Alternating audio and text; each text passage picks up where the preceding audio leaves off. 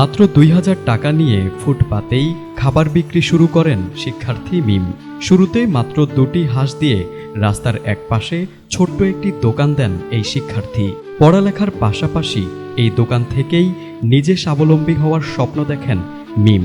তবে প্রথম দিকে তার এমন উদ্যোগ সবাই ভালোভাবে মেনে নেয়নি।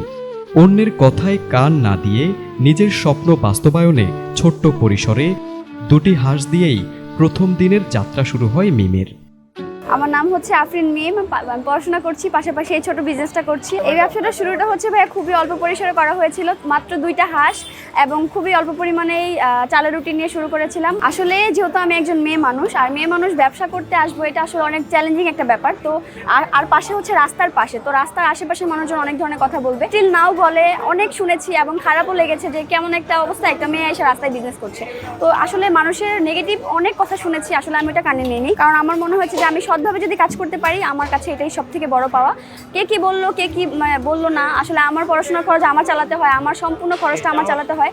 মিমের রান্না করা হাঁসের মাংসের স্বাদ অন্যদের থেকে একটু আলাদা, আর সে কারণে অল্প দিনেই তার দোকানের খাবারের সুনাম চারিদিকে ছড়িয়ে পড়ে। হাঁসের মাংস খাওয়ার কথা মনে উঠলেই ভোজন রসিকরা তার দোকানে ছুটে যান। আমি এখানে শ্বশুরবাড়িতে ওনার খাবারটা খুব টেস্ট পাই, ভালো সুস্বাদু খাবার, আর পরিবেশটা ক্লিন, একদম পরিষ্কার। ওনার খাবারটা টেস্ট ভালো লাগে, নারী উদ্যোক্তা হিসাবে উনি খুব ফেমাস। যখনই কিছু খাবার ইচ্ছা লাগে তখনই এসে পড়ি আমি এখানে। যে কোনো উদ্যোগই তো আসলে প্রশংসার যোগ্য, মানে যে কোনো বিষয়ে, কারণ আসলে উদ্যোক্তারাই কিন্তু আসলে যে কোনো দেশের ইকোনমিক্যালি ডেভেলপমেন্টের ক্ষেত্রে ভূমিকা পালন করে। মিমের এই দোকানে হাঁসের লাল ভুনা, কালা ভুনা, গরুর চুইঝাল, হান্ডি বিফ এবং গরুর বট সহ বিভিন্ন ধরনের কষানো গোস্ত পাওয়া যায়। এসব মাংসের সাথে ভোজন রসিকের চাহিদা মতো পরিবেশন করা হয় চালের রুটি, ছিটা রুটি, রুমাল রুটি ও চাপটি। ঘরোয়াভাবে নিজস্ব রেসিপিতে রান্না করা এসব খাবার একবার যারা খেয়েছেন তারা আবারও এই খাবারের জন্য ছুটে আসেন মিমের এই ফুটপাতের দোকানে। আমাদের এখানে ভাই অনেক দূর দূরান্ত থেকে কাস্টমার আসে, যেমন ওই দিন বরিশাল থেকে একটা কাস্টমার কল দিয়েছে, আসলে আমাদের নাম্বারটা দেওয়া ছিল, উনি কল দিয়েছে আপু বরিশাল থেকে আসতে যাচ্ছে, কিভাবে আসবো। তো আসলে ওনারা বরিশাল থেকে আসে, বিক্রমপুর থেকে এসেছে ওই দিন, ঢাকার যত মানুষ আছে তারা সবাই আসে এবং দূর দূরান্ত থেকে আসে, এটা আসলে আমার কাছে সব থেকে বেশি ভালো লাগে। মিমের প্রথম দিনের বেচাকেনা ছিল মাত্র 200 টাকা, তবে এখন প্রতিদিন প্রায় লাখ টাকার বেচাকেনা করছেন তিনি।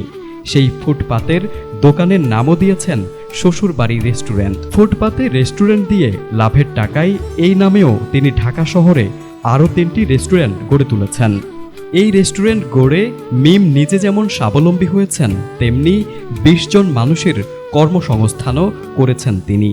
তো প্রথম দিনের সেলটা ছিল 200 টাকা, পরে আস্তে আস্তে আলহামদুলিল্লাহ এই পর্যন্ত আসতে পেরেছি। বাট প্রথম দিনের সেলটার তুলনায় আমি ভাবিনি যে আসলে এত দূরে আসতে পারবো। 2টা হাঁস দিয়ে হয়েছিল, 2টা হাঁসে মাত্র 2000 টাকার মতো আমার হচ্ছে খরচ ছিল এবং অল্প পরিমাণে চালের রুটি দিয়ে শুরু করেছিলাম। বাট এখন আলহামদুলিল্লাহ আমার পার ডে 40টা 30টা মানে 30টা মিনিমাম, ম্যাক্স 30টা যাচ্ছে, 30টার মতো হাঁস যাচ্ছে এবং চালের রুটি যাচ্ছে, চাপটি সব কিছু মিলে আলহামদুলিল্লাহ আমার সেলটা না বলি, বাট আলহামদুলিল্লাহ কর্মসংস্থানের সুযোগ দিতে পেরেছি আমি 15 জনের মতো, খালা হচ্ছে 4 জন, টোটাল হচ্ছে 20 জনের মতো আছে। শুধু ঢাকা নয়, সারা দেশেই শ্বশুরবাড়ি রেস্টুরেন্ট দেওয়ার স্বপ্ন দেখেছেন শিক্ষার্থী মিম, আর সেই স্বপ্ন বাস্তবায়নে দিনরাত কাজ করে যাচ্ছেন তিনি।